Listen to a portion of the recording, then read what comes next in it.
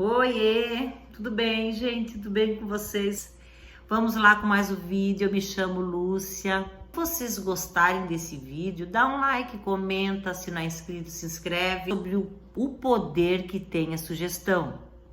E eu quero falar com vocês também sobre as pessoas te sugestionarem e eu mesma me sugestionar, né? Você mesmo se sugestionar, a autossugestão. Mas primeiro eu quero começar com o poder que as pessoas têm em sugestionar algo na nossa vida. Por exemplo, eu vou dar alguns exemplos aqui, ó.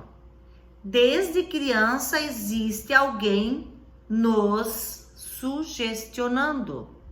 Pai, mãe, avô, avó, bisavó, na catequese na igreja, na escola, professores, educadores, e aí vai. Sempre alguém está sugestionando algo. Faça assim, faça assado, é dessa forma. Você é uma criança e vai obedecendo, recebendo todas essas informações, transformando na pessoa que você é hoje. Então, quando a gente fala aqui o poder da sugestão, é quando alguém sugere algo para ti, mas esse algo não lhe trará um bom resultado. Nesse momento que a pessoa faz essa sugestão, você tem que perceber se aquilo lhe trará um bom resultado. Eu vou dar um exemplo. Quando eu sou corredora de rua, faz uns 2 anos, 3 anos que eu não corro mais, faço outras modalidades. Que sede! Quando eu quis fazer a minha primeira maratona, para quem não sabe, a maratona ela tem 42 quilômetros, realmente é uma prova difícil. Você tem que treinar muito, né, para finalizar. E quando eu fui falar pro meu treinador que eu queria fazer a minha primeira maratona, que ia ser em Porto Alegre, e que ia estar 10 graus nesse dia e tudo, ele pegou e disse que não, que eu não ia dar conta de fazer a prova, que era uma prova muito difícil, que eu não ia fechar a prova, que eu ia me machucar, que eu devia continuar nas provas curtas, das que eu já tinha feito, tipo, no máximo 21K, né, meia maratona. E começou a encher minha cabeça essas sugestões que me deixaram muito indignada, mas muito indignada mesmo. Eu e a minha amiga até, que fomos fazer, íamos fazer a prova, depois assim ela chorou muito, ficou muito triste com tudo isso e eu fiquei com muita raiva. Eu disse, mas como a gente tá querendo evoluir, a gente tá querendo se desafiar, né? Fazer uma coisa maior, é um sonho que eu tenho, papapá, fazia já uns 7 anos que eu fazia a prova de rua, assim, corrida de rua. Daí eu conversei com a minha amiga e disse, olha, cara, vamos se juntar nós duas e vamos fazer essa prova, mas ele não vai quebrar o nosso sonho, porque ele não pode fazer isso. Nós sim, se a gente decidir, não, realmente não dá, é melhor não fazer, aí sim, né? Mas vindo de outra pessoa, não. Aí a gente decidiu, eu e ela, com medo, disse, vai com medo mesmo? A gente vai treinar para isso. Daí a gente falou com os amigos lá e começamos a treinar. Começamos a treinar e a gente fez todos os treinos. Isso, nossa, chega a dar quase uns 200 quilômetros, né? Para tu fazer todo o treinamento, para tu ficar apto. A gente foi até subir a serra lá da Dona Francisca para ter certeza que são 25 quilômetros para subir a serra e tal. Pra gente ter certeza que não, a gente tava apta, que a gente ia conseguir.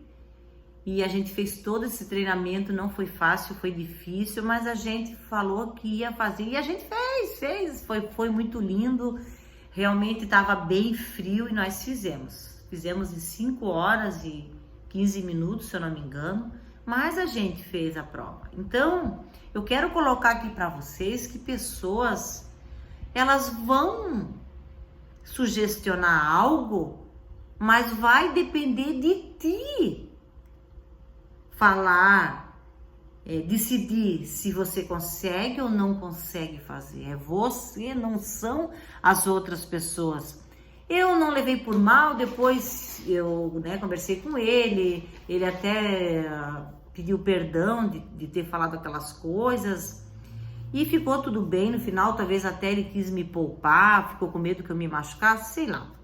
Mas colocando aqui para vocês que as pessoas podem até sugestionar algo, mas você não pode aceitar aquilo. Eu falei agora para vocês, das pessoas se sugestionar, tá? Agora eu quero falar sobre a autossugestão, tá? Você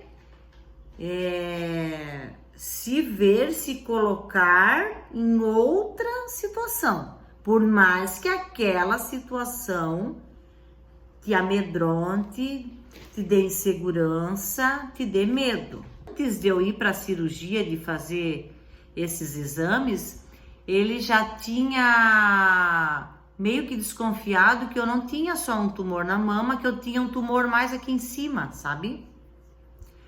E aí eu fiquei com aquilo na minha cabeça, não pode.